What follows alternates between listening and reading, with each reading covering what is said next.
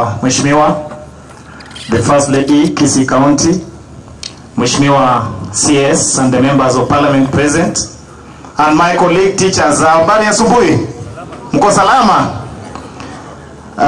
Mheshimiwa Manduku, thank you for inviting us for this function. I will be very brief because I also have my teachers here who are teaching under ECD. I want to say that we also recognize the fact that education is a pillar to all of us, and that's why the county government of Kisii, through His Excellency the Governor, we have been able to confirm almost 1,000 ECD teachers in permanent and pensionable terms, which has not been the case for the last 10 years the county governments have been in place. I also want to indicate that going forward we are also increasing the numbers of ECD teachers in our schools. We are also improving the infrastructure of ECD classes in our schools as a way of giving our teachers an environment where they can enjoy teaching.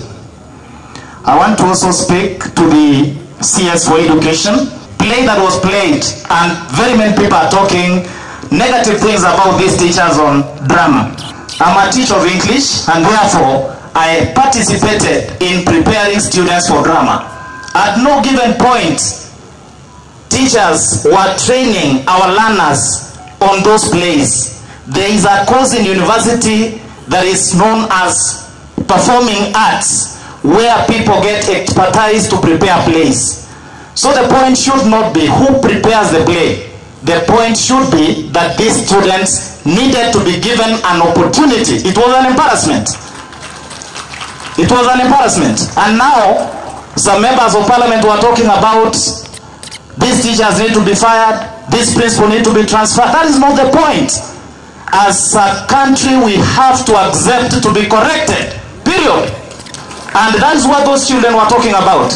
Let us check what we have done wrong, and therefore we will move forward. On matters of employment of teachers, myself here speaking today, I'm a teacher by profession, and I was employed 1 year after my graduation.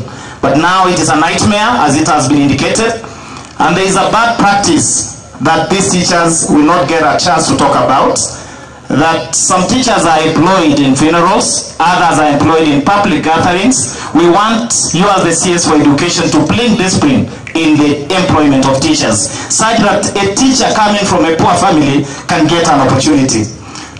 Letters of TSC hawked at 300,000, 400,000, that is not the practice. I was employed for free. Even the position I have today, were it to be that I was to pay for it, I could not get the money.